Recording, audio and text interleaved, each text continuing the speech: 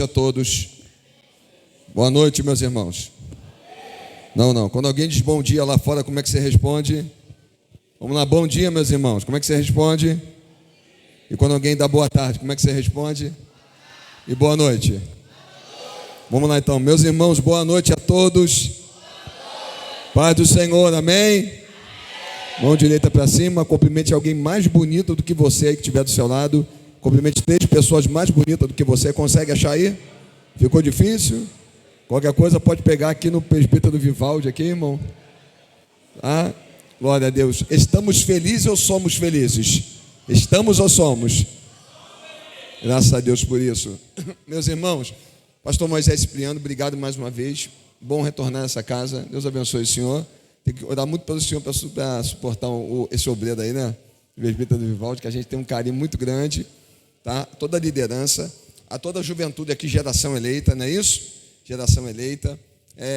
Eu vim hoje aqui, estou muito bem acompanhado aqui dos obreiros, nos membros lá da nossa igreja, presbítero Alex, sua digníssima esposa, diaconisa Renata, presbítero Hernani, e o nosso segurança ali, ó, Everton, né? Graças a Deus. Meus irmãos, eu queria hoje trazer uma palavra de Deus para a sua vida, tá? Quero agradecer a Deus, primeiramente, por essa porta aberta. Pedir a Deus que Deus te prospere, que o Senhor te abençoe e que a tua volta para a sua casa. Nós temos aí 3 dias, não é isso? Hoje, sábado e domingo, que sejam 3 dias, não somente que a gente ouça, né, mas que seja 3 dias para que a gente seja uma pessoa melhor, um marido melhor, uma esposa melhor, um crente melhor, um cidadão melhor. Amém?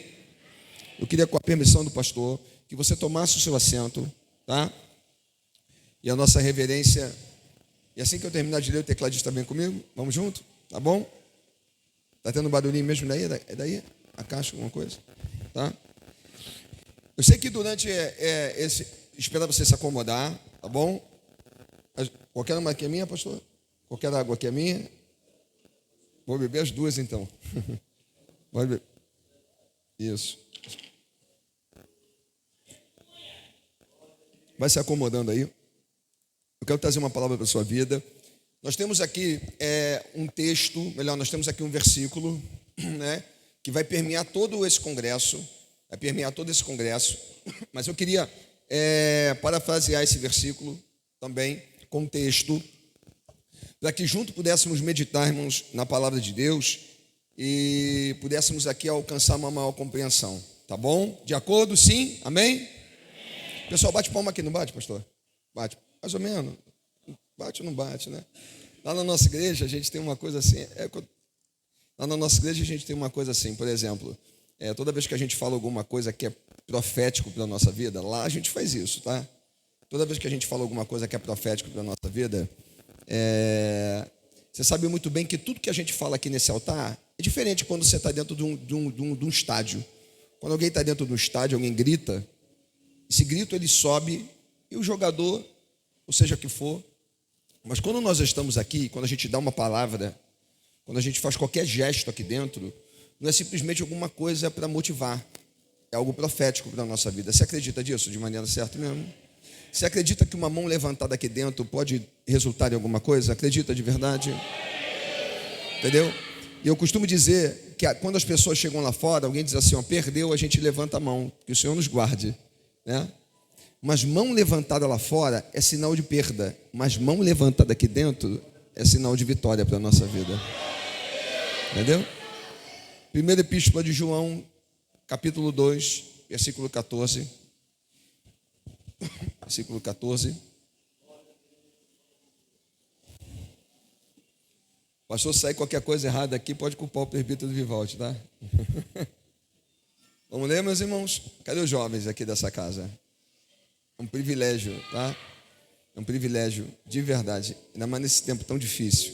Vamos ler? Vamos ler? 1, 2, 3. Vamos lá, gente? Os jovens, tá? A gente poder marcar esse congresso aqui de maneira positiva. Todo mundo comigo aqui? Vamos lá? 1, 2, 3. Vai!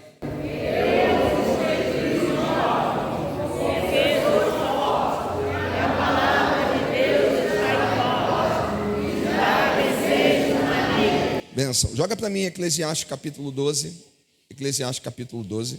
Quem quiser Pegar aí a sua Bíblia. Eclesiastes capítulo 12.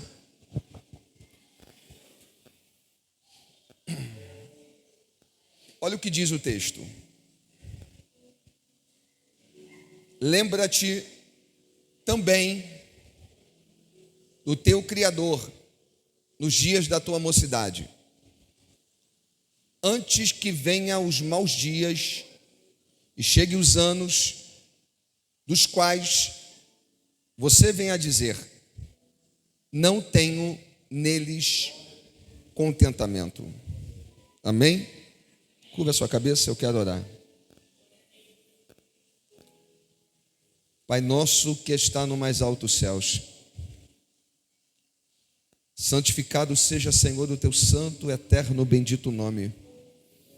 Venha a nós, ó Deus, o teu reino, e seja estabelecido aquilo que o Senhor chama da tua vontade, assim na terra como é no céu. O pão nosso, que nós não podemos colher no sábado, dai-nos hoje. Antecipa, ó Deus, as tuas bênçãos sobre as nossas vidas. Todavia, Senhor, perdoa os nossos pecados, as nossas dívidas, na mesma proporção que nós temos perdoado também, Deus, quem tem falhado e quem nos deve. Não nos induza ao mal, mas todavia, se ele vier, nos livra, porque teu é o poder e a glória para todo sempre. Nós estamos aqui nesta noite, ó Deus, para ouvir um pouco, uma porção da tua palavra. Fala conosco de maneira poderosa.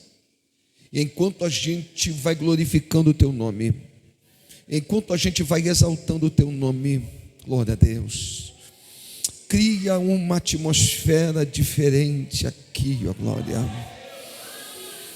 Se tu não estás aqui, eu quero ir embora, Santo. Todavia, se tu estás aqui, fala conosco de maneira poderosa. Você pode exaltar a Deus aqui. Você pode começar a fazer o teu culto aqui nessa noite. Vem comigo o teclado. Isso, eu vou te dar daqui alguns segundos para você começar a adorar a esse Deus. Para você fazer isso de maneira espirituosa, mas de maneira verdadeira também. Glória seja dada ao teu nome. A Deus a honra, a Deus a glória. É um tempo de muito desafio e um tempo de muita reflexão acerca de tudo que está acontecendo. A gente não quer ser repetitivo e ficar falando de notícia, falando de coisas que vêm acontecendo. É comum que a gente não fique muito surpreso com tudo que está surgindo aí. Mas as coisas não vão melhorar. Na realidade, o Senhor tem guardado o seu povo. Deus há de guardar o seu povo. Não porque Deus é fiel a homens, mas porque Deus é fiel à sua palavra. Se essa palavra estiver inserida na nossa vida, Deus é fiel para guardar a sua palavra na nossa vida. Nos faltaria tempo aqui hoje a gente falar de tantas coisas e trazer tanta fé e esperança para dentro do nosso coração. Eu queria muito que você me desse a sua atenção, sabe? Porque a Bíblia, ela vai começar a nos dar muitos pontos, e esses pontos, eles vão falando que primeiro, o julgamento não vai começar lá fora. Primeiro o julgamento vai começar aqui dentro. O julgamento começará dentro da casa de Deus. Há um crivo ser balançado, não é? Em contrapartida, existe uma sociedade que vem influenciar. E eu não sei se de repente eu estou falando alguma coisa contrária, mas a igreja acaba sendo também influenciada muito por aquilo que a sociedade tem dito. A igreja acaba sendo muito influenciada por aquilo que a sociedade tem mandado. Porque além da nossa interação aqui dentro, nós temos uma interação também lá fora. E eu sempre digo que evangelho não é aqui dentro, evangelho é lá fora. Aqui todo mundo tem auréola na cabeça, aqui todo mundo tem par de asa. Você está entendendo o que eu estou falando aqui? Aqui todo mundo tem cara que está tudo muito bem, está tudo muito belo. Mas quando a gente atravessa essa porta para fora, a gente precisa interagir com o nosso mundo real. E não adianta a gente querer um culto carregado da presença de Deus se a gente não consegue trazer esse culto lá de fora aqui para dentro. Não adianta a gente tentar, irmãos, impedir. Parece que a gente fica para 2 horas de culto, ou vem 2 vezes na semana para dentro de um culto, para dentro da igreja, e a gente acha que tudo vai virar. Parece que Deus tem a obrigação de fazer isso na nossa vida. É bem notório que quando a gente pega essa epístola, e eu quero ser bastante incisivo aqui, não ficar sendo redundante em tudo que eu vou falar. Quando você pega essa epístola, você vai ver João escrevendo, e na realidade isso aqui não é uma mensagem para nenhuma cidade. Isso aqui não é uma mensagem para nenhum tipo de igreja, como Paulo manda para aquela que está na Galácia, aquela que está em Corinto, em Filipe. Na realidade isso aqui acaba girando como se fosse uma carta comum, um memorando, falando de tudo, dos problemas que estavam acontecendo na igreja local. Comum porque Deus não lidar com prédios, Deus não lidar com madeira, Deus lidar com pessoas. Deus é alguém que lidar com pessoas. E começa toda essa problemática, e João então começa a falar de muitos assuntos, e parece que ele vai pegando essas epístolas, e ele vai retratando assuntos pós assuntos. E nós fazemos aqui um resumo de tudo. Quando você olha para essas epístolas, você encontra aspectos, por exemplo, como falsos mestres que entraram. Se hoje nós já encontramos isso, naquela época também já encontrava. E nos faltaria aqui, irmãos, muitos argumentos para poder tentar parafrasear tudo que João tentou dizer para a gente. Agora, quando ele vai começando a falar isso, ele fala também, olha, fala para os pais, porque desde o princípio a ideia não é que o pastor ensine os filhos, a ideia é que os pais ensinem os filhos. Desde a época da Páscoa, a ideia de Deus era que os pais ensinassem os filhos, que os pais ganhassem o coração dos filhos, e assim os filhos dos filhos. E essa é a ideia de Deus. Então, com a introdução de muitas heresias e muitas coisas, João agora incentiva os pais e fala para os pais, vocês já conhecem, e agora ele vai falar para os jovens.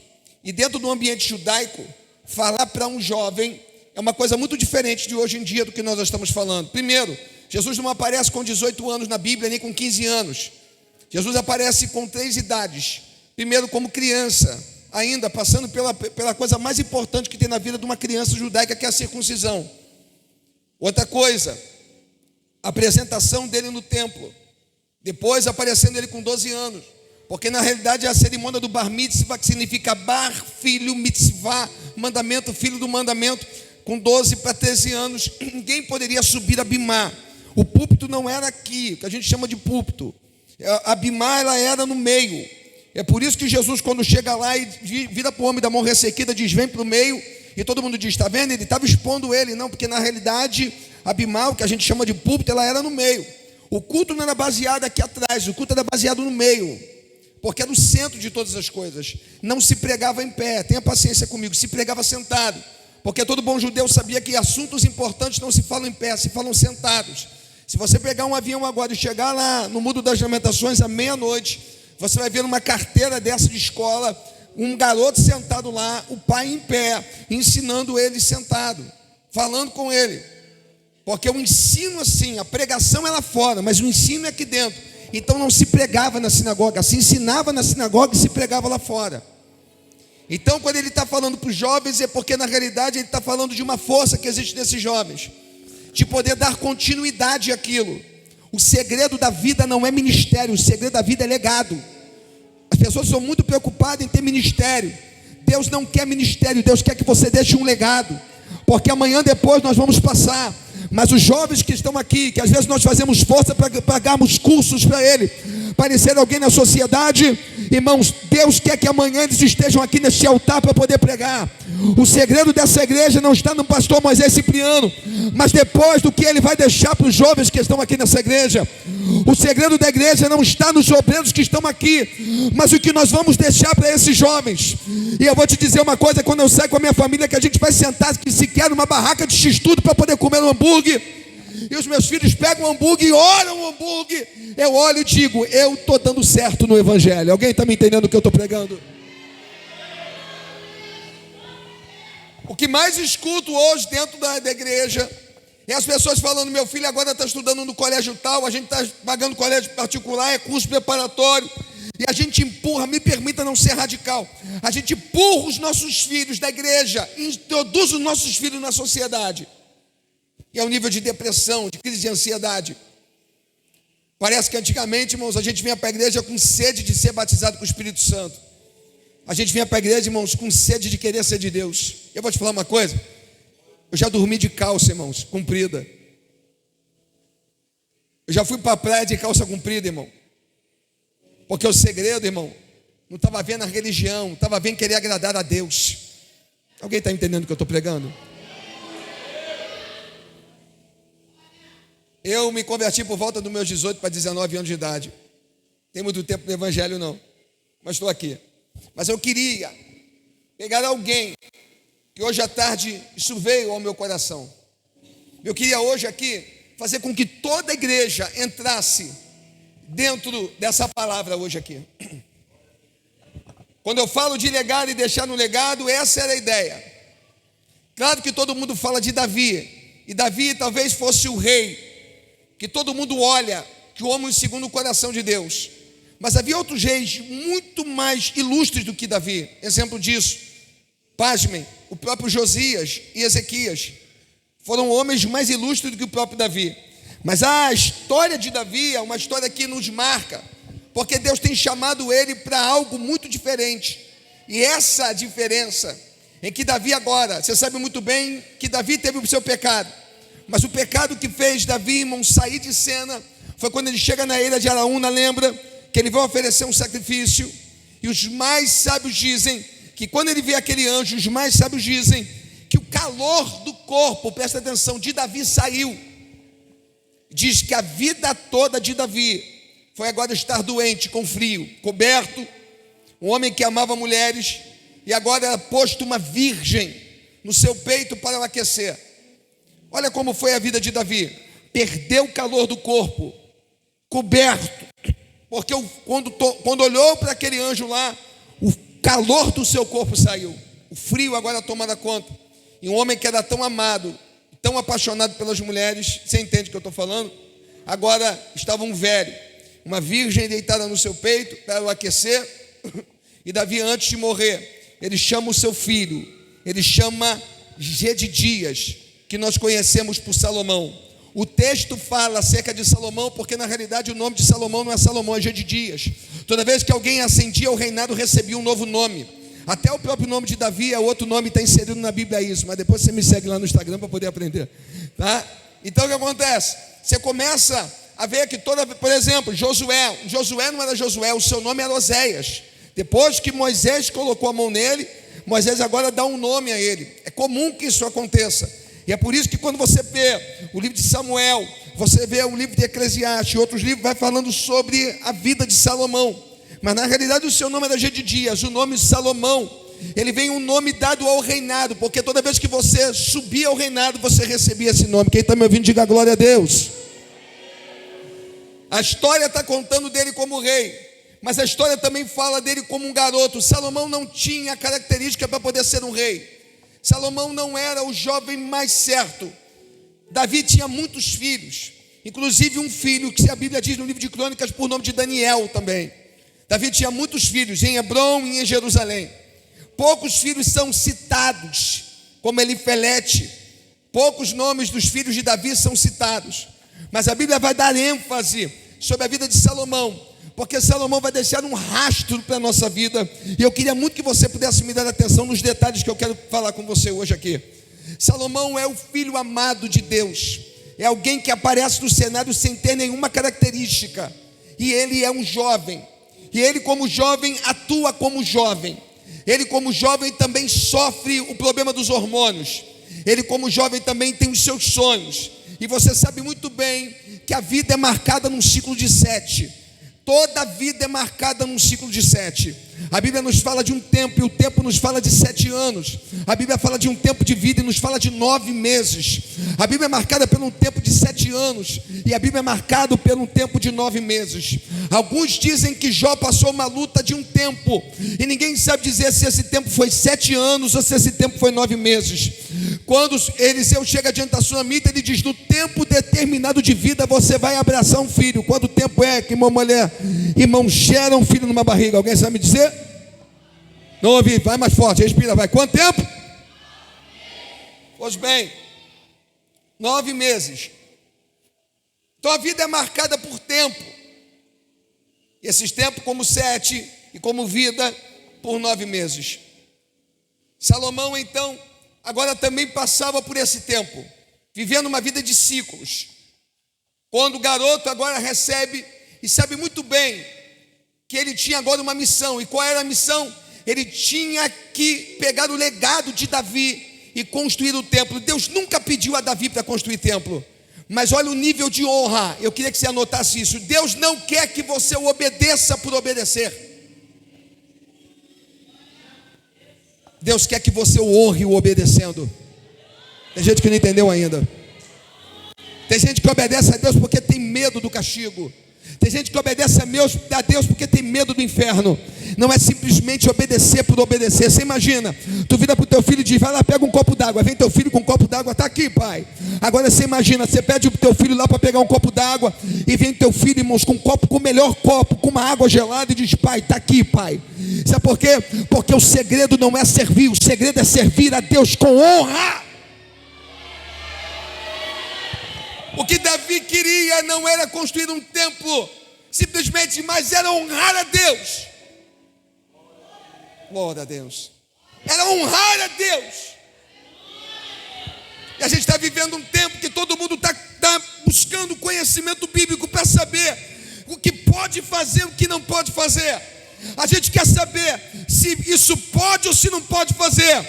Nada melhor do que viver uma vida mergulhada na oração. Existem coisas que não estarão na boca do pregador. Existem respostas que estarão na nossa vida num quarto fechado debaixo de oração. Oh! Quem quer ouvir, diga glória a Deus. Salomão tem a ideia agora que Davi tinha que ir embora. E agora, quando ele ia embora, ele tinha que construir o templo. E Salomão agora vai ter um encontro com Deus. E você conhece a história. Ele pede um coração entendido, para que ele possa entrar e sair no meio do povo. Deus diz para ele: porque não pediste morte dos teus adversários, nem riqueza, eu vou te dar um coração tão entendido, riquezas em glória, como nunca houve em rei algum. Um pedido pode mudar toda a nossa vida aqui nessa noite hoje. Oh, glória a Deus. Me permita ficar à vontade hoje aqui. Um pedido pode mudar toda a nossa vida hoje aqui dentro, acredite. O segredo, irmãos, não está simplesmente no orar, mas está em saber pedir naquilo que você está orando. Alguém está entendendo? Um pedido pode mudar tudo. Glória a Deus. Esse garoto agora se torna um rapaz, e a Bíblia vai começar a contar do que ele faz. O tempo é escasso, mas quando eu pego aqui João falando: eu vos escrevi, jovens, porque vocês são fortes, e a palavra de Deus está em vocês, e vocês já venceste o maligno. Eu não vim aqui doutrinar vocês, mas ninguém cresce se não for debaixo de tentação. O maior inimigo nunca será o diabo, e é por isso que João diz: você já venceu o maligno. A maior guerra que a gente passa não é contra os demônios, é contra nós mesmos. É possível vencer exércitos e perdermos para nós mesmos. Quando o Salomão está aqui, ele já está velho escrevendo esse livro de Eclesiastes. Ele escreve 1005 cânticos. Quando o novo, ele tem tanto vigor, ele escreve 1005 cânticos. Quando mais velho um pouco, em uma idade mais madura, ele vai escrever o livro de Provérbios. E na realidade, olha para mim, são 3.000 provérbios. De 1.005 cânticos, ele escreve 3.000 provérbios. Em Cantares de Salomão, ele está apaixonado, porque a vida nos traz isso. A psicologia diz que o homem busca 3 coisas: poder, prazer, que está ligado ao sexo, e o dinheiro. Se está inerente ao homem, ele está amando, ele está apaixonado, ele quer arrumar a namorada, ele está apaixonado. Ele está vivendo um ciclo na vida dele, escrevendo Cantares de Salomão, o Cântico dos Cânticos. Claro que se você chegar no Oriente lá, e se você tiver, no Rio não, se você tiver uma expressão parecida como de um animal, você é bonito no Oriente. Sabia disso? Se você tiver um olho, irmãos, parecido com um olho de vaca, esquisito na nossa cultura, né? Você se torna uma mulher bonita lá. Aqui a ideia é ser magro, mas lá no Oriente a ideia é ser gordinha.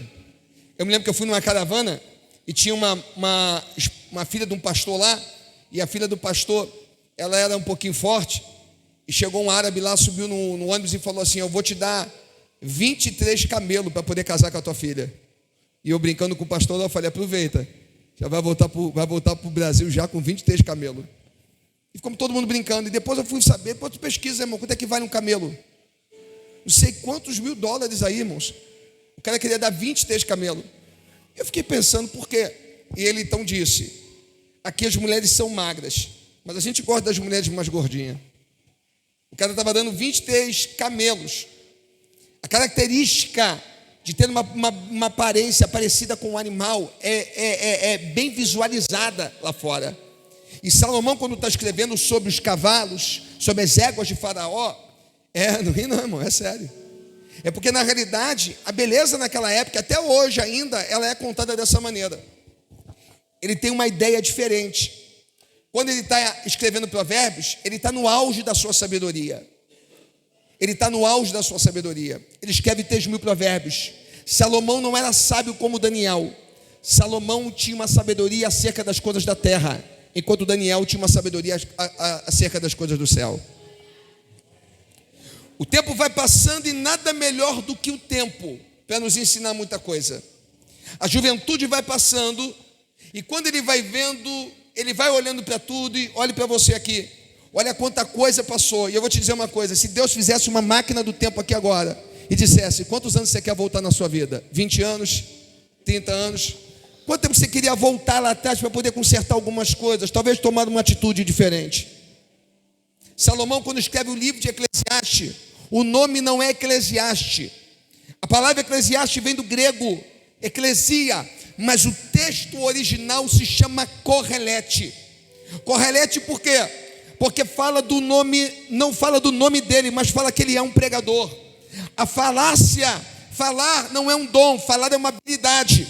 Então, Correlete era o cara que era convidado, o homem que era convidado para estar no meio de todo mundo. E quando ele tinha que dar uma palestra, falar alguma coisa, essa pessoa tinha a habilidade de falar isso. Há 935 anos antes de Cristo, esse livro foi escrito. E quem está escrevendo ele não diz o nome, mas diz que ele era um homem sábio. E foi um dos reis mais ricos, que não houve rei como ele em toda Jerusalém. Ele começa a escrever 12 capítulos. E esse rei aqui, esse homem aqui, conhecido por nós como Salomão, ele vai falando de muitas coisas acerca da vida. Olhe para mim. Quem aqui, irmãos, nunca pensou em alguma coisa, por exemplo, em dinheiro? Quem aqui, irmãos, não gosta de dinheiro? Não gosta. Quem aqui gosta de dinheiro? Por favor, irmãos, com toda sinceridade. Tem gente que não gosta, se você não quiser, pode me dar depois no final do culto. Deixa eu passar o pix aí. A Bíblia não diz que gostar do dinheiro é ruim. A Bíblia diz que o amor ao dinheiro é a raiz de todos os males. O dinheiro é um servo. Ele não pode ser senhor, ele tem que ser teu servo. Se ele for teu senhor, ele vai ter um problema muito sério. Salomão arrecadava 23 toneladas e 600 quilos de ouro por ano. Por ano. Ouro e a prata era como escória no tempo de Salomão. As embarcações que passavam tinham que pagar pedágio para ele. Sabe o que fazia? De ano em ano, a importação ia e trazia macaco, pavão e tudo quanto é tipo de especiarias. Salomão era um jovem homem que cresceu sabendo o que é dinheiro. Salomão sabia o que era ter ouro. E os jovens que estão aqui, e as pessoas que estão aqui, e até os pais que incentivam, nós queremos colocar o nosso filho na sociedade, para ser um doutor da vida, para ter um concurso público. Eu conheço jovens na nossa igreja lá, que está tendo crise de ansiedade, porque é uma cobrança exacerbada, irmão, dos pais, da sociedade, querendo que os filhos, irmãos, introduzam na sociedade. Sabe por quê? Porque a gente não está pensando, irmão, no amor dos nossos filhos, nós estamos pensando nos nossos sonhos frustrados na vida dos nossos filhos. Quem é que pode dar glória a Deus por isso? É uma porção de crente frustrado, querendo que os filhos sejam aquilo que eles não conseguiram ser. E não importa o que meu filho quer ser, eu quero que meu filho seja o homem de Deus. Não importa o que minha filha vai ser, eu quero que minha filha seja uma mulher de Deus. Alguém concorda comigo aqui, irmãos? Salomão teve tudo. Sabe o que ele disse? Ele disse que tudo que os olhos dele viram, ele não negou. Ele mandou chamar os melhores músicos. Os melhores músicos iam lá e tocavam. Salomão estava jovem, forte. Olhe para mim. Sabe quantos carros? 1.400 carros. Sabe quantos cavaleiros? 14.000 cavaleiros. Salomão teve tudo que alguém desejou na sua vida. Quer falar de mulheres? De amores?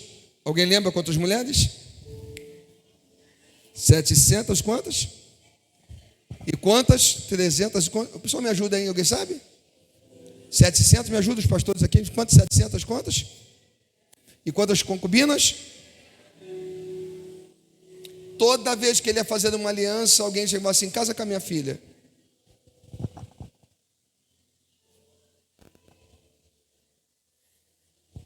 Sabedoria? Olhe para mim. A Bíblia fala sobre Carcol e Darda. E a Bíblia diz que ele sobressaiu todos em sabedoria. Todos em sabedoria. As nossas igrejas enchem atrás de dinheiro. Se a gente fizer uma campanha aqui, a igreja lota. Se a gente colocar lá, ó, campanha das portas abertas, nada contra. As pessoas chegam aqui, olhe para mim, recebem a bênção e vão embora. As pessoas sobem monte, dão sangue, para poder ter um carro, para poder ter uma casa. As pessoas fazem de tudo, para poder ter algum bem. E o mundo espiritual não dorme. E o mundo espiritual não respeita o teu dinheiro. O mundo espiritual não respeita o teu diploma. O mundo espiritual não quer saber aonde você estudou. Ele quer saber quem é você e o nível de autoridade que você tem nisso que eu estou pregando hoje aqui. Alguém está entendendo o que eu estou pregando? Alguém pode levantar a mão e dar uma glória a Deus aqui? Começo a pregar agora. Quero ver se você vai aguentar aqui comigo. Você imagina tudo isso? O trono de Salomão, de marfim forrado de ouro. A Bíblia diz que isso era uma coisa esquisita. Ó, o seu trono tinham 6 leões, porque ele era da tribo de Judá. 6 leões esculpidos e outros 6 leões esculpidos do outro lado. A rainha de Sabá saiu do outro lado para ouvir da sua sabedoria. E quando ela chegou lá dentro do seu reino, ela viu assentar e levantar dos seus servos, a maneira como eles se portavam. Salomão fez o primeiro teste de DNA, lembram disso? 2 mulheres chegaram com a criança, uma morta e uma viva, e você conhece a história. Salomão mandou partir no meio, e a verdadeira mãe disse: pode entregar para ela. E a mãe, e Salomão disse: está aqui, ó, entrega para ela. Porque uma mãe verdadeira é capaz de ver um filho. Alguém está entendendo o que eu estou falando? Glória a Deus. Olha o nível que esse cara chegou. Talvez não estudou como o apóstolo São Paulo aos pés de Aristóteles. Você sabe o que você chega na escola e o professor sobe numa espécie de um tablado, de um púlpito. Ele fica um pouquinho em cima e todo mundo diz: é porque a professora é baixinha. Não é não. É porque quem ensina está sempre um patamar acima de quem está aprendendo. Alguém está entendendo o que eu estou pregando? Você imagina a melhor comida. Pensa. Os crentes aqui, por favor, que comem. Alguém gosta de churrasco aqui, irmão? Por favor, diga glória a Deus. Ô, meu, tem que estar desanimado aqui. Não gosta de picanha não, meu irmão? Eu estou falando picanha mesmo, tá? Pensa num carro aí agora, vai lá. Pensa numa casa aí. Não, pastor, não, você está entendendo o que eu estou falando. Desenha a casa. Quantos andares? Piscina tem essa casa, sim ou não? Interaja comigo, sim ou não? Tem churrasqueira nessa casa? Qual é a cor dessa casa aí? Quantos cômodos? Verde? Quantos cômodos tem essa casa? Fala para mim. Hã? Quantos quartos? 8? Você imagina? Se o anjo chegasse aqui agora, olhe para mim, e falasse: eu vou te dar R$1 milhão aqui, quantos querem? O senhor está até com medo, vou falar de novo. Se o anjo chegasse aqui e falasse: vou te dar R$1 milhão, quantos querem? R$1 milhão muda a tua vida? Muda? Muda? E 23 bilhões de euros, muda a sua vida? Muda a sua vida, sim ou não? Só quem muda, diga glória a Deus. Só quem muda, diga eu recebo. Não somente vai mudar a tua vida, mas vai mudar a vida do teu filho, do teu neto, e tua família nunca mais vai ser pobre. Eu quero ver se tu vai dar glória até o final desse culto aqui. Você imagina, você chegar agora na tua conta, agora 23 bilhões de euros. Quem recebe, diga glória a Deus. Você imagina a casa. Tem certeza que você não vai morar mais aqui. Tem certeza que você vai mudar o número do teu telefone. Sabe quem era Salomão? Um jovem que sonhou com tudo isso. Teve tudo isso. Ele pegou as bebidas, presta atenção no que eu estou pregando, e se embebedou. E disse: não posso beber muito, para que não tenha nenhum tipo de desvario. E eu perco a minha sabedoria, porque como rei, se eu falar alguma coisa, já era. Mulheres, carro, dinheiro, ouro. E por que ele não escreve aqui agora? O jovem que aproveitou tudo isso. Porque agora, como o velho, não escreve um livro diferente. Glória a Deus. Por que não pega o livro de Eclesiastes e diz: tudo isso é bom, mas ele cita 37 vezes uma palavra: tudo isso é vaidade. Glória a Deus. Levante a mão por 10 segundos aqui para a gente glorificar a Deus.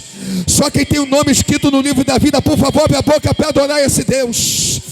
Tem ouro e tem prata, tem dinheiro, tem tudo isso, mas Salomão disse: tudo isso é vaidade.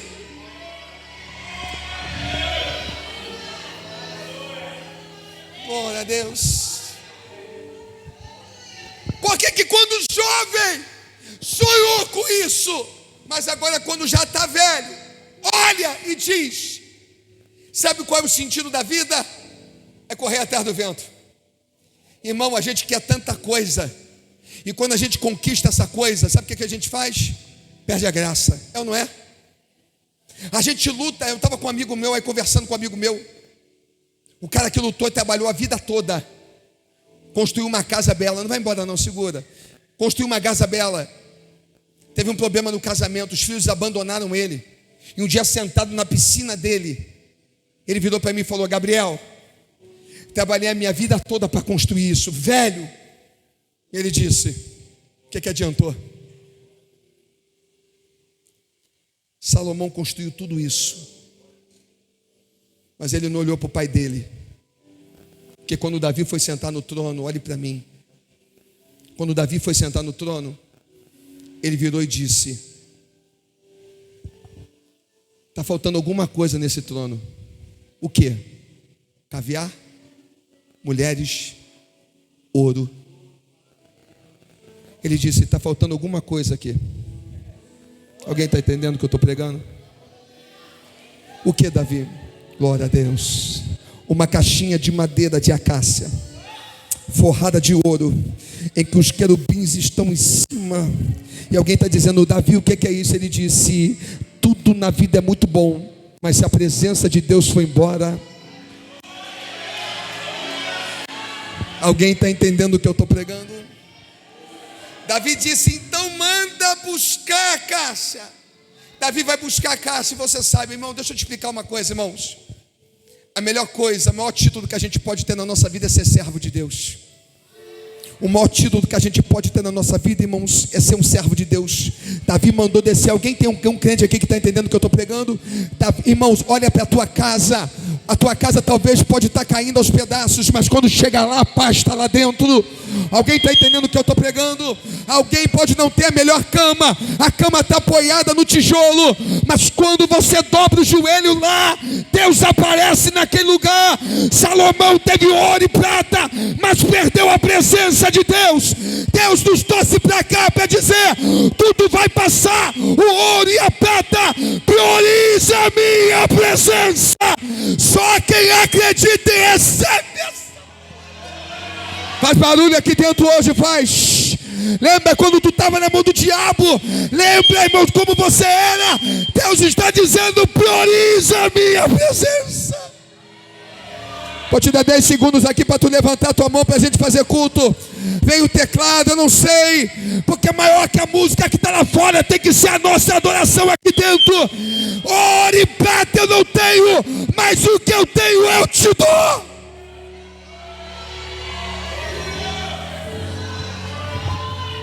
Sente Deus aqui, Senhor. Sente Deus aqui, Senhora. Quanto tempo que tu já não sente mais o arrepio? Está se embrulhando no trabalho, está se enfurnando para estudar, para ser alguém dentro da sociedade. Salomão diz: tudo é vaidade, prioriza a minha presença.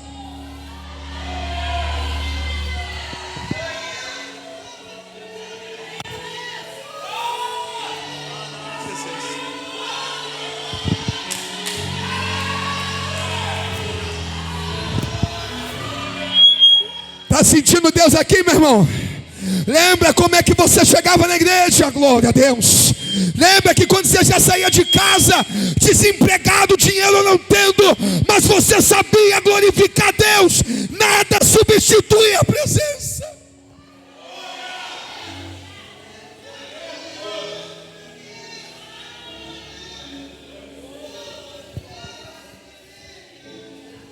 Santo é o teu nome.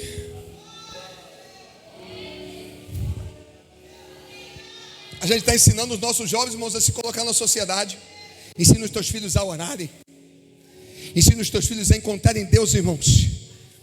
Eu estou falando para você, irmão, porque eu não fui nascido e criado no Evangelho.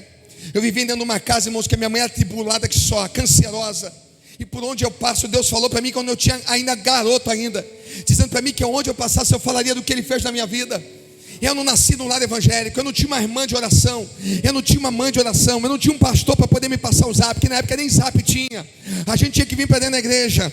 Eu sei o que minha mãe está doente dentro de casa, eu sei o que é uma família destruída. O meu pai era um empresário, irmãos. Minha mãe, irmãos, era uma mulher bem sucedida, mas a doença chegou na minha casa, a guerra da separação chegou na minha casa. Eu tinha por volta dos meus 17 anos de idade, mas um dia entrei numa igreja não tão bonita quanto essa, não com umas irmãs tão bonita quanto essa, numa igreja, irmãos, em que a irmã contava problema, falava bicicleta, falava que Deus ia selecionar os problemas, mas um dia a presença de Deus tomou conta da minha vida. Pegou o que eu estou falando?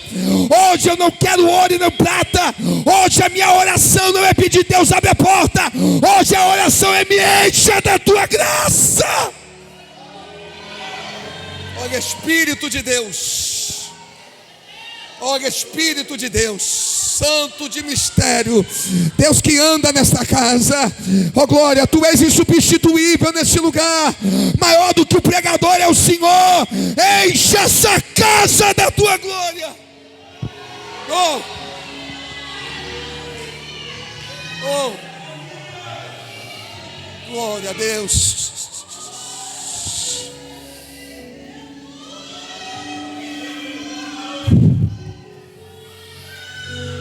Glória a Deus, os demônios que venham contra a tua vida, que eles capotem nessa noite hoje. Toda obra contrária contra a tua vida que capote nessa noite. Que toda frieza espiritual vá embora da sua vida, porque a presença hoje volta para dentro da tua casa.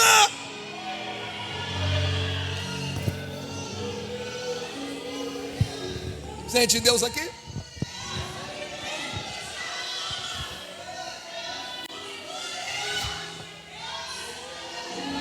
Olha,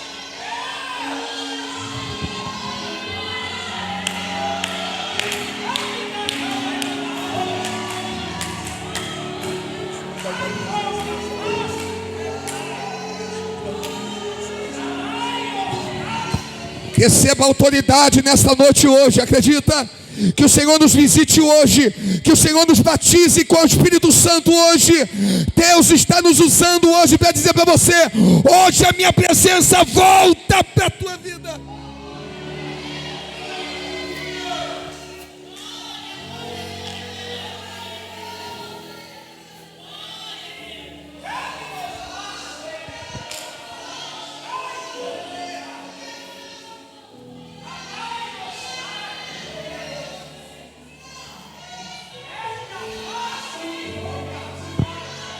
Davi disse,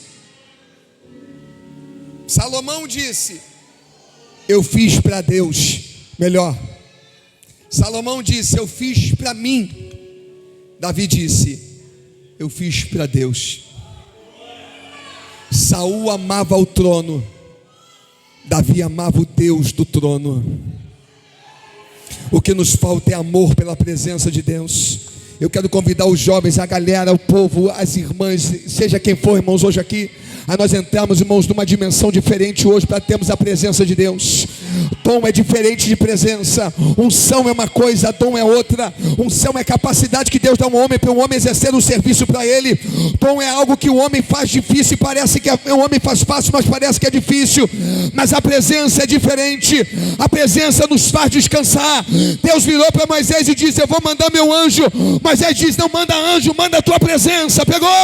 Presta atenção no que eu vou te falar. As pessoas não gostam de você por aquilo que você tem. As pessoas não gostam de você por aquilo que você é. É porque Deus está na tua vida. É mesmo?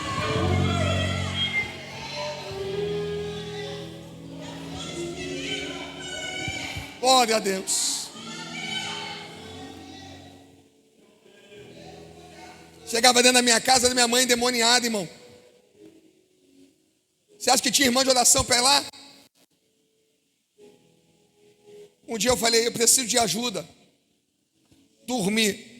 O Senhor falou comigo, eu estou com você, eu tenho te ungido para isso. Pensa numa mulher doente dentro de casa. Eu me lembro de tantas coisas, mas dessa aqui marcou. Eu me lembro que Deus usou uma mulher para mim na rua e falou para mim, eu vou limpar a tua mãe, porque a tua mãe vai me servir. Eu me lembro que minha mãe estava deitada numa cama. Minha mãe começou a passar mal, chamaram a ambulância, para botar minha mãe na ambulância. E eu comecei a colocar a mão na minha mãe e comecei a orar pela minha mãe. Eu disse, o Senhor me prometeu que a minha mãe não vai morrer. E comecei a orar e todo mundo começou a me empurrar. Tá ficando fanático, maluco. E quando pegaram a minha mãe, colocaram a minha mãe no colo para poder descer as escadas, eu gritava, Senhor, tu prometeu que salvaria minha mãe, tu prometeu, e comecei a gritar. O quintal era enorme. Quando estou levando a minha mãe no colo, irmãos, eu comecei a gritar. Minha mãe pulou do colo de todo mundo, saiu correndo. Quando saiu correndo, ninguém entendeu nada. Eu falei, diabo, solta minha mãe agora. Minha mãe caiu no chão. Fui lá, coloquei a mão na cabeça da minha mãe, repreendi aquele espírito de morte que estava sobre a vida dela. Levantei, voltei com ela nos meus braços, ela me abraçando. Todo mundo teve que levantar a mão e entregar a vida para Jesus. Deixa eu te explicar uma coisa, irmão. Dinheiro não compra isso. Está me entendendo o que eu estou falando, irmãos? Dinheiro não compra isso. Já que aceitou a Jesus, irmão, então abraça o pacote completo. Pegou? Você veio para essa vida aqui, Deus tem algo com a tua vida, então abraça o pacote completo. Jovens, é a sua oportunidade agora de entrar para a história. Permita que Deus use a tua vida. Permita que Deus use os teus lábios. Permita ser alguém diferente. Eu não sei se você está sentindo, mas eu sinto a autoridade de Deus hoje aqui para pregar. Glória, levante a mão comigo aqui. Vamos adorar a Deus hoje aqui. Olha, Espírito de Deus. Glória a Deus Santo que anda nesta casa. Glória a Deus. Termino. O que é melhor se não é a presença de Deus na nossa vida? Eu quero hoje que Deus seja na minha boca. Pegue aí, irmãos, que a presença de Deus volte para a tua vida. Hoje é noite de você voltar a orar. Hoje é noite de você se levantar. Como o Senhor tem dito, jovens, vocês são fortes. Deus não veio falar somente com os jovens, Deus veio falar com a igreja. Pegou o que eu estou falando para você hoje? Hoje tem que ser uma noite da gente sair de baixo e começar a se levantar. Eu quero nessa noite profetizar que a presença de Deus volte para a tua vida. Só quem recebe por 10 segundos faz barulho de adorador. Oh, aleluia. Fica de pé comigo.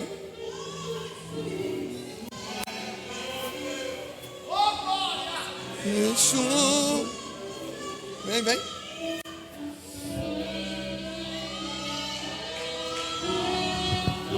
Quantos têm a presença de Deus aqui? Quantos querem voltar, irmãos, para a presença de Deus aqui? Quantos precisam disso aqui nessa noite?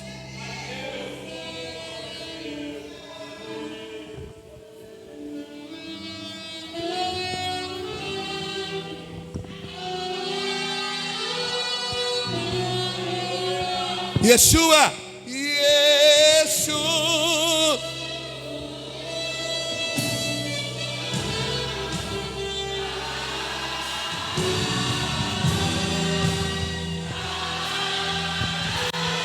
Chame a presença de novo, vem! Yeshua.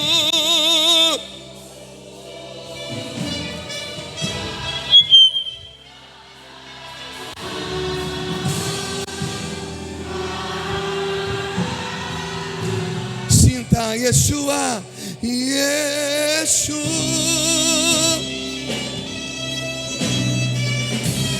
Enche-nos nessa noite, Senhor. Enche na tua presença nessa noite.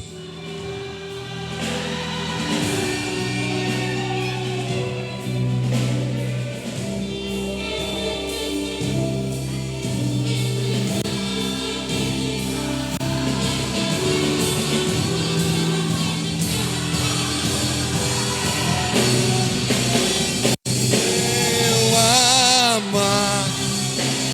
Vem!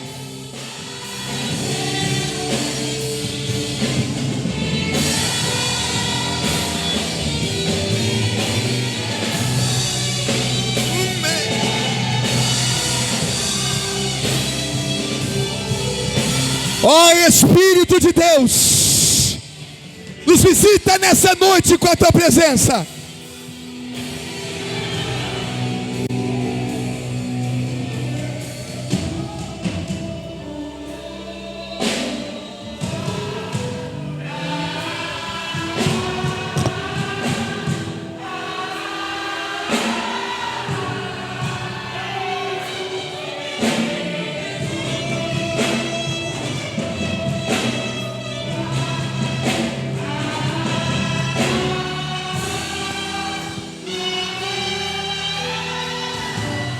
Olha para mim, segura, a gente vem forte. Olha só, escute. Se uma pessoa chega da presença de Deus, pode mudar todo o ambiente. Você imagina, irmãos, 2, 3 aqui dentro hoje. Alguém está me entendendo o que eu estou pregando? Todos podem entrar na presença, mas nem todos terão ela. Nossa, canto domit saber, o canto ded que amor revar. Deus que anda nessa casa. Glória a Deus. Escute para me orar. Está sentindo Deus aqui nessa casa?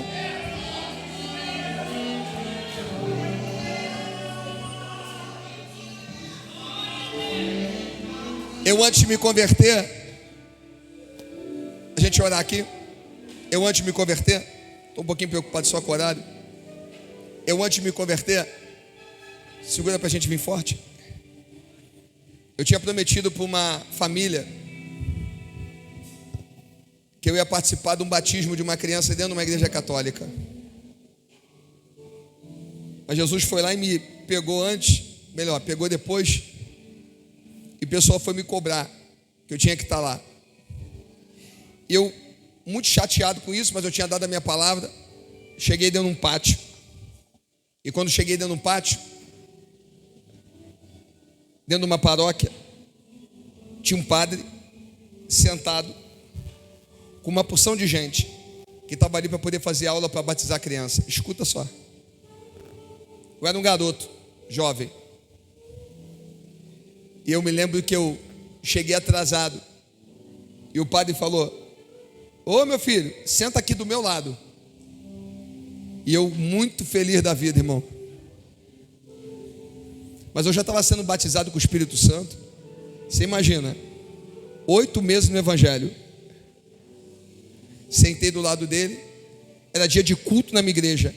Eu falei: não acredito que eu estou indo para lá no dia de culto da minha igreja. Ele pegou uma Bíblia e começou a pregar sobre o batismo. E eu falei: não vou falar nada, vou ficar quieto. Lúcio, eu pensei, não vou falar nada.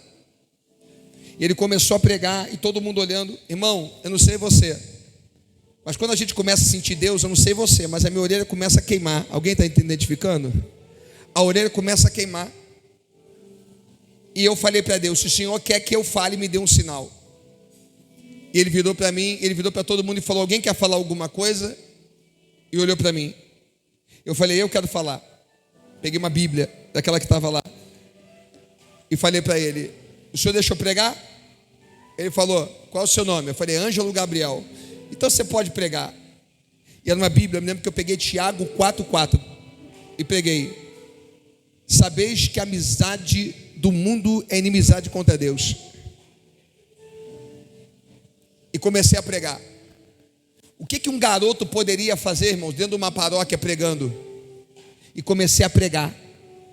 E quando eu estou pregando ali, irmãos, começou a mover no meio de todo mundo ali. Levantou um homem, com todo respeito, um negão assim, irmãos, botou o dedo na minha cara. Falou: a única igreja verdadeira é a igreja católica apostólica. Eu falei: a única igreja verdadeira é que Jesus fundou. E comecei a pregar no meio de todo mundo ali. As pessoas começaram a chorar, comecei a pregar. O que um jovem poderia fazer no meio daquilo ali? Comecei a pregar.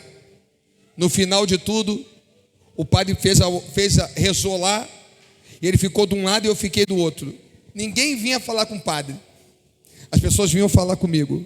As pessoas começaram a apertar minha mão, começaram a me abraçar. E todo mundo que eu abraçava, eu já tinha aprendido isso, né? Eu tinha 8 meses só no Evangelho. E eu falei assim, ó: Deus te ama e o Senhor tem uma obra na tua vida. Quem eu abraçava, eu dizia: Jesus te ama e o Senhor tem uma obra na tua vida. Jesus te ama e o Senhor tem uma obra na tua vida. Jesus te ama e alguém tem uma obra na tua vida. Irmão, aí faltava só esse negão, né? Aí ele veio para me abraçar chorando, abracei ele, olhei para ele e falei: Jesus te ama e o Senhor tem uma obra na tua vida. Faltava mais ninguém, só o padre. O padre veio na minha direção e perguntou para mim o que eu era. Eu abracei o padre e disse: padre, lembro do nome dele até hoje, Mauro. Abracei o padre e disse: Jesus te ama e o Senhor tem uma obra na tua vida. Olha para mim. Semana passada eu fui visitar minha mãe, que foi diagnosticada com câncer e foi curada. Quando eu chego na casa da minha mãe sabe o que minha mãe diz para mim? Hoje eu não quero falar com meu filho não, hoje eu quero falar com o pastor. Tive o privilégio de poder batizar minha mãe. Deixa eu te explicar uma coisa. Vamos crescer na sociedade sim, mas vamos ser cheios do Espírito Santo. Vamos botar os nossos filhos para estudarem sim, mas que os nossos filhos sejam cheios do Espírito Santo. Posso orar, pastor? Posso orar? Eu quero orar. Meus jovens aqui, perto de mim. Que a gente vendo melhor aí. Mão forte. Aqui pertinho de mim. Vem correndo.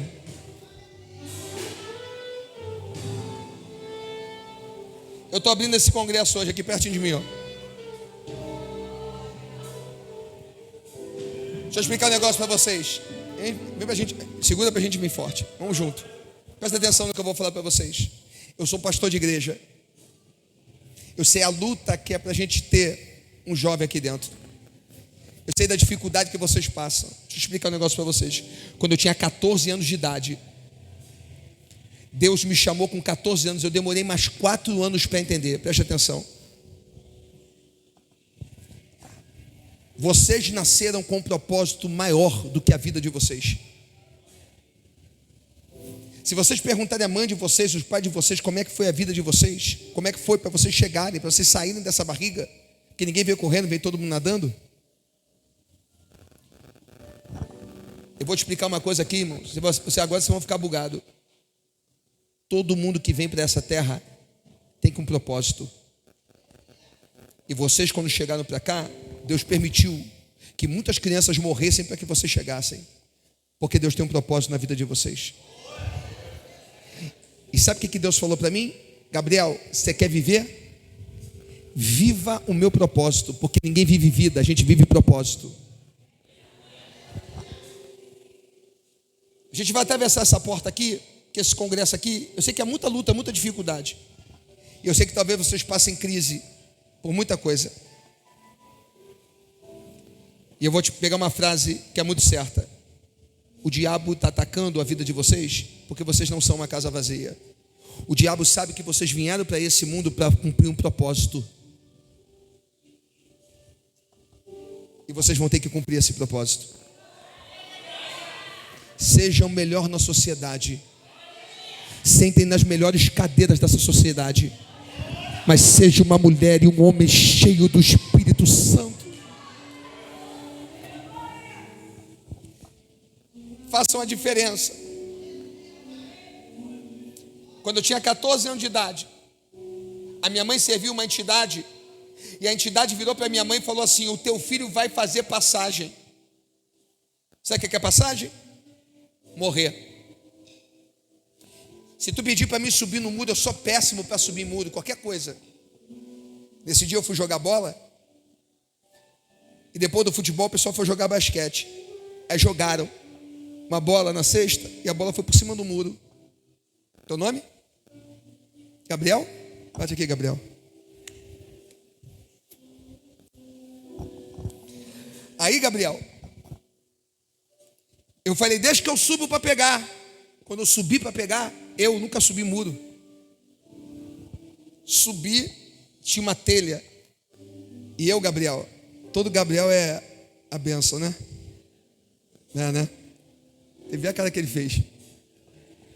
Eu, em vez de passar pelo lado da telha, eu falei, vou passar pela telha, vou quebrar a telha e vou pegar a bola. Olha que coisa. Você acredita nisso? Quando eu botei o primeiro pé na telha de amianto, o meu segundo pé afundou e eu caí. Sabe quantos metros de altura?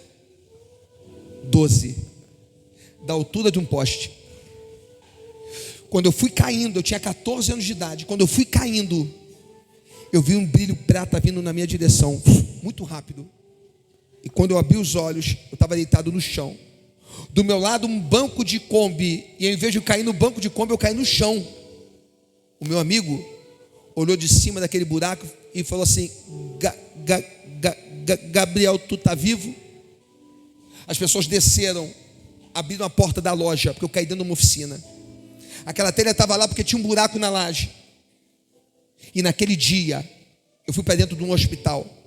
Fiz radiografia, não quebrei nada, traumatismo craniano, nada. Só luxei um pouco a mão. Quando eu cheguei na minha casa, seu Galdino foi me levar, um Chevette azul. Quando eu cheguei na minha casa, a minha mãe me viu com uma tala no braço e com um curativo no pé, porque eu rasguei o tornozelo. Minha mãe começou a chorar. Eu falei: mãe, para que a senhora está chorando? Estou vivo. Minha mãe me chamou e disse: o diabo falou para mim que você ia morrer. E você sabe por que eu não morri? Porque a chave da vida e da morte não está na mão do diabo, está na mão de Deus. Vocês nasceram para um propósito maior. Essa igreja depende da posição de vocês. Amanhã serão vocês nesse altar. Se prepare, porque as nações estão esperando a posição de vocês. Pegou o que eu estou falando? Nome de Sá. Feche os olhos. Feche os olhos. Glória a Deus. Eu quero nessa noite ministrar, Senhor, sobre a vida dos teus filhos. Estenda a sua mão para cá. Essa geração aqui o diabo tem fúria. Essa geração aqui o diabo quer acabar. Sabe como, irmão? Seduzindo os nossos filhos lá. Nós temos que ser a cobertura, porque amanhã serão futuros pastores missionários aqui nessa casa. Acredita? Os teus filhos vão mais alto do que você. Acredita? Se prepara, porque os teus filhos vão voar mais alto do que você pegou. Eu queria que você adorasse a Deus hoje aqui comigo. Eu quero orar hoje aqui. Eu quero clamar a Deus pela vida deles. Que tu seja um grande homem de Deus, Gabriel, também. Nós queremos abençoar a vida desses jovens aqui agora. E nós queremos te pedir, Deus, que a tua presença tome conta da vida deles agora. Eu cancelo todo mal, toda obra. Eu repreendo tudo aquilo que não provém de ti agora. Olhe comigo aqui nessa noite. Olhe comigo aqui nessa noite. Senhor, eu quero te pedir agora pela vida de cada jovem aqui agora. Levanta eles com autoridade, Senhor. Levanta eles com autoridade aqui nessa noite, para que o teu nome seja glorificado. Para que o teu nome seja glorificado. Ó Deus, enche eles da tua presença. Enche eles da tua presença. Ó Deus, nós te pedimos nessa noite hoje, Senhor, levanta jovens fortes aqui nessa casa. Não te pedimos nem ouro nem prata, mas nós te pedimos que a tua presença tome conta deles agora. Nós abençoamos a vida deles agora. Faça isso. Nós quebramos agora toda a marra do diabo contra a vida deles. Me ajude. Nós cancelamos toda a maldição agora. Os nossos filhos serão bênção. Profetize nessa noite. Profetize nessa noite. Oh! Toda a nossa casa servirá ao Senhor. Eu quero nessa noite te pedir, frustra os planos do adversário, Senhor. E que tu levante a vida deles para a honra e para a glória do nome de Jesus. Quantos podem glorificar a Deus aqui nessa noite? Quantos podem exaltar a Deus aqui nessa noite? Dê um abraço quando esse jovem estiver passando aí. Dê um abraço neles aí. Deus abençoe a todos nessa noite, em nome de Jesus. Amém. Amém, meus irmãos. Dê um abraço nesses jovens aí, irmãos. Abençoe a vida deles aí. Enquanto a gente louva aqui, irmãos. Isso. Abençoe a vida deles aí.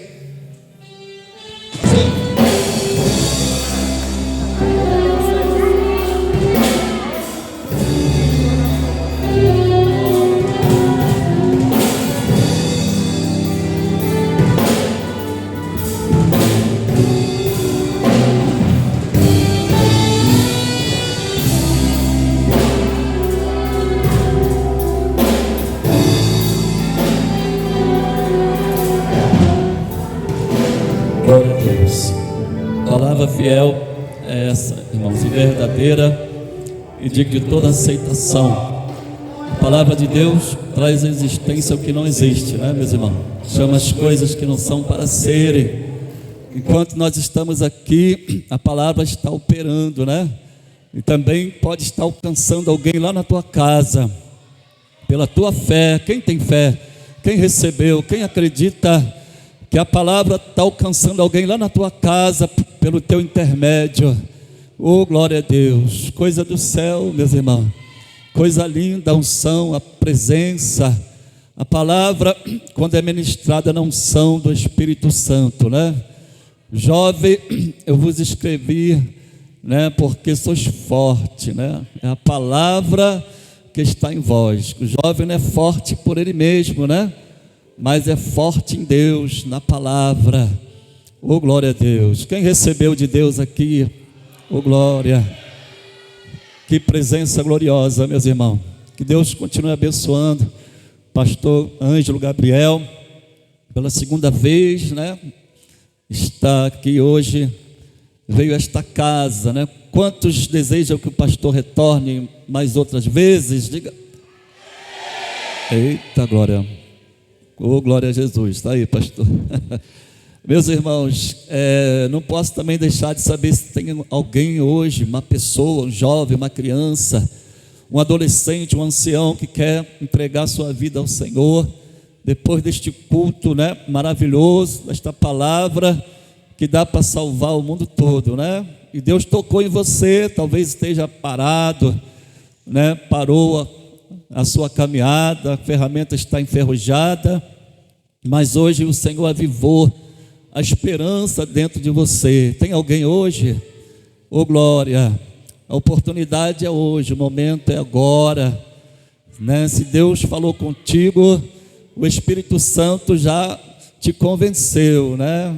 E hoje só basta você tomar uma atitude, né, de vir para o altar, e o Senhor vai fazer o resto. Amém?